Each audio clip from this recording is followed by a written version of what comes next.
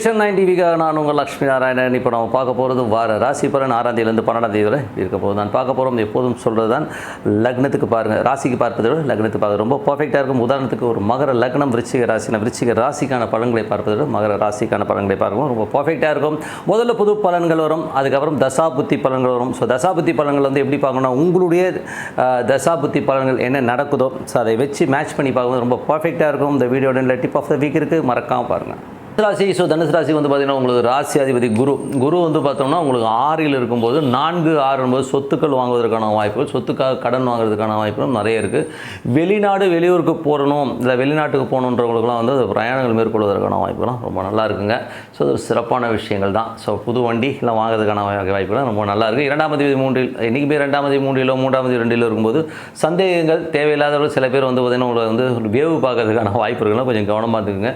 4ஆம் அதிபதியான குரு. ஸோ 4ஆம் அதிபதியான குரு வந்து 6ல் இருக்கும்போது சொத்துக்கள் வாங்குவதற்கான வாய்ப்பு, வண்டி வாகனம் வாங்குவதற்கான வாய்ப்புலாம் ரொம்ப சிறப்பாக இருக்குது.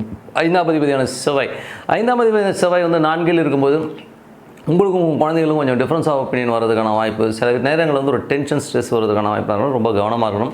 சொத்துக்கள் விற்பனை ஆகாமல் சில நேரங்களில் கொஞ்சம் காலம் தாழ்த்தி கொஞ்சம் டிலே ஆகிறதுக்கான வாய்ப்புலாம் இருக்குது. அது வந்து செவ்வாய் வந்து சனியோட சாரத்தில் போகும்போது அது மாறும்போது எல்லாமே சரியாயிடுங்க. ஸோ அதை பற்றி கவலை வேண்டாம். அதுக்கப்புறம் பார்க்கும்போது உங்களது 6ஆம் அதிபதி. ஸோ 6ஆம் அதிபதி சுக்கிரன் வந்து 5ல் இருக்கும்போது பார்த்தீங்கன்னா நிறைய வேலை பலுக்கள் வருவதற்கான வாய்ப்புகள் இருக்குது. ஸோ கொஞ்சம் கவனமாக இருக்கும். பட் லாபங்கள் இருக்குமானா கண்டிப்பாக நல்ல லாபங்களை கண்டிப்பாக கொடுத்துருங்க.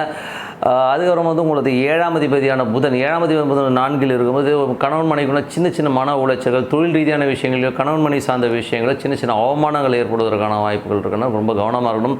தாயார் மனைவி தொழில் இந்த விஷயங்களை கொஞ்சம் கவனமாக இருக்கணும். பேசும்போதும் கொஞ்சம் கவனமாக இருக்கிறது ரொம்ப ரொம்ப அவசியம். அதுக்கப்புறம் 8ஆம் அதிபதியான சந்திரன். ஸோ 8ஆம் அதிபதியான சந்திரன் வந்து பார்த்திங்கன்னா நல்ல விஷயங்கள், நல்ல மாற்றங்கள், நல்ல ஏற்றங்களை கொடுப்பதற்கான வாய்ப்பு ரொம்ப சிறப்பாக இருக்குது. பட் இருந்தாலும் வந்து சில நேரம் வந்து வேலை சம்மந்தமான விஷயம் கொஞ்சம் ஜாக்கிரதையாக இருக்குங்க. மற்றபடி ஒன்றும் பெரிய ப்ராப்ளம் இல்லை. மற்றபடி உங்களுக்கு வந்து 9ஆம் அதிபதியான சூரியன் உங்களுக்கு வந்து 5ல் இருக்கும்போது ஆன்மீக சுற்றுலா செல்வதற்கான வாய்ப்பு, ஆன்மீக பிரயாணங்கள் மேற்கொள்வதற்கான வாய்ப்புலாம் ரொம்ப நல்லா இருக்குது. ஸோ பூர்வீகம் சம்மந்தமான விஷயங்கள், பூர்வீக சொத்துக்கள் சம்மந்தமான விஷயங்கள்லாம் உங்களுக்கு கிடைப்பதற்கான வாய்ப்புகள் இருக்குது. கொஞ்சம் வழக்குகள் மாதிரி போனாலும் கொஞ்சம் அதுக்கப்புறம் எல்லாமே சரியாவதுக்கான வாய்ப்புலாம் ரொம்ப நல்லா இருக்குங்க. அது ஒரு நல்ல விஷயந்தான். அதுக்கப்புறம் தனுசு ராசிகளுக்கு வந்து பார்த்திங்கன்னா உங்களுக்கு 10ஆம் அதிபதி. ஸோ 10ஆம் அதிபதி வந்து 4ல் இருக்கும்போது மாமியார் வீட்டுக்கெல்லாம் போய் சாப்பிட கூப்பிட்டாங்கன்னா கொஞ்சம் உஷாராக போக சின்ன சின்ன அவமானங்கள் வருவதற்கான வாய்ப்பு, தொழில் ரீதியான விஷயங்களும் ரொம்ப கவனமாக இருக்கணும். ஸோ அதனால் கொஞ்சம் பார்த்து நடந்துக்குங்க. 11ஆம் தேதி சுக்கிரன் வந்து பார்த்திங்கன்னா உங்களுக்கு வந்து 5ல் இருக்கும்போது கொஞ்சம் தொழில் 11-5 நாளே ரொம்ப உல்லாசங்கள், சந்தோஷங்கள், குழந்தைகளோட வெற்றிகள்லாம் ரொம்ப சிறப்பாக இருக்கும். ஸோ நல்ல விஷயங்கள் தாங்க. ஸோ நல்ல விஷயங்கள், நல்ல மாற்றங்கள் பிரார்த்தனை அவசியங்க. ஸோ இதுவரை பார்த்து பொது பலன்கள். இப்போ பார்க்கும்போது தசாபுத்தி பலன்கள். தனுசு லக்னமாக இருந்து சூரிய தசாபுத்தி அந்த சூரியன் 9ஆம் அதிபதியாக இருந்து அது வந்து 5ல் வந்து உச்சமாக இருக்கும்பொழுது ஆன்மீக சுற்றுலா செல்வதற்கான வாய்ப்புகள்லாம் நிறைய இருக்குது. சில பேர் வந்து பார்த்திங்கன்னா ஜாலியாக ஒரு ஃபன் டூர் போகிறதுக்கான வாய்ப்புகள் நிறைய பேருக்கு இருக்குங்க. ஸோ அதெல்லாமே இருக்கும். மற்றபடி குழந்தைகளோட வெற்றி, குழந்தைகள் வந்து அயல்நாடு செல்வதற்கான வாய்ப்புகளும் ரொம்ப சிறப்பாக இருக்குங்க. ஸோ அதுக்கப்புறம் பார்த்தா தனுசு லக்னமாக இருந்து சந்திர தசாபுத்தி அந்தரம் நடக்குங்க. 8ஆம் அதிபதியோட திசை ரொம்ப கேர்ஃபுல்லாக இருக்கணும். கொஞ்சம் வேலை சம்பந்தமான விஷயங்கள், கடன் சம்பந்தமான விஷயங்கள் ரொம்ப கேர்ஃபுல்லாக இருக்கின்ற ஒரு காலகட்டங்க. தனுசு லக்னமாக இருந்து செவ்வாய் தசாபுத்தி அந்தரம் நடக்கிறவங்களுக்கு செவ்வாய் வந்து பார்த்திங்கன்னா உங்களுக்கு வந்து பார்த்திங்கன்னா அது வந்து 4ல் இருந்து அது சனியுடைய சாரத்தில் போகும்போது என்ன மாதிரி விஷயங்களை பண்ணும்போது குழந்தைகளோட நடுவில் ஒரு டிஃப்ரென்ஸ் ஆஃப் ஒப்பீனியன் கொடுக்கும். கொஞ்சம் எமோஷன்ஸ் ஜாஸ்தி இருக்கிறதுக்கான வாய்ப்புகளும் ரொம்ப கவனமாக இருக்கணுங்க.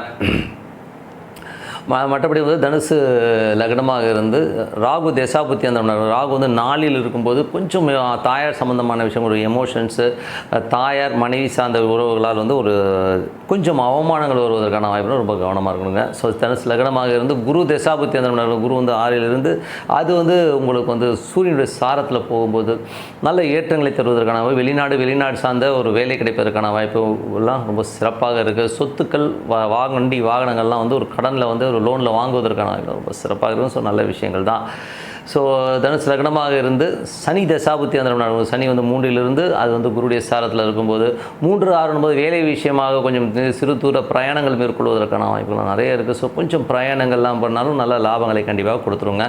தொழில் ரீதியான விஷயம் அடுத்த கட்டத்துக்கு முன்னேறுவதற்கான வாய்ப்புகளும் ரொம்ப நல்லா இருக்குது.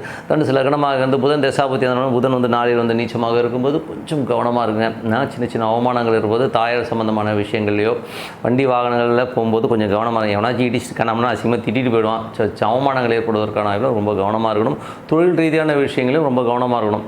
யாராச்சும் வந்து நீங்கள் வெள்ளந்தியாக பேச போய் அதனால் வந்து ஒரு சின்ன அவமானங்கள் வருவதற்கான வாய்ப்பு ரொம்ப கவனமாக இருக்கின்ற ஒரு காலகட்டம் தாங்க. ஸோ மற்றபடி வந்து பார்த்திங்கன்னா தனுசு லக்னமாக இருந்து கேது தசாபத்தி அந்த மாதிரி கேது வந்து பார்த்திங்கன்னா உங்களுக்கு வந்து 10ஆம் இடத்துலேருந்து அது சந்திரனுடைய சாரத்தில் போகும்போது தொழில் ரீதியான விஷயம் ரொம்ப கவனம் தேவை. அது அகலக்கால் வச்சு மாட்டிக்கிறதுக்கான வாய்ப்புகள் இருக்குது நிறைய.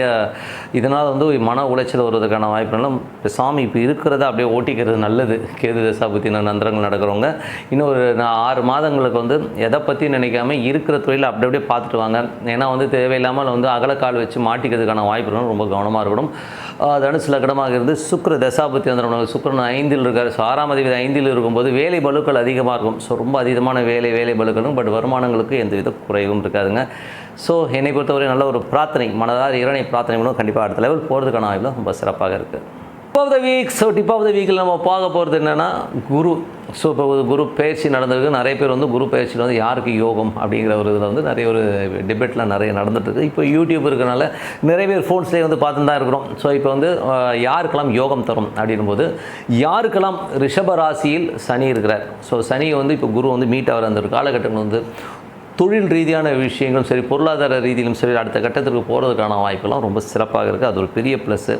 அதுக்கப்புறம் கன்னி ராசி. ஸோ குருவின் பார்வை 5ஆம் பார்வையாக கன்னியில் விழும். ஸோ அங்கேயும் சனி யாருக்கெல்லாம் இருக்கோ அவங்களுக்கும் வந்து ஒரு பெரிய வளர்ச்சியை கொடுத்துரும்.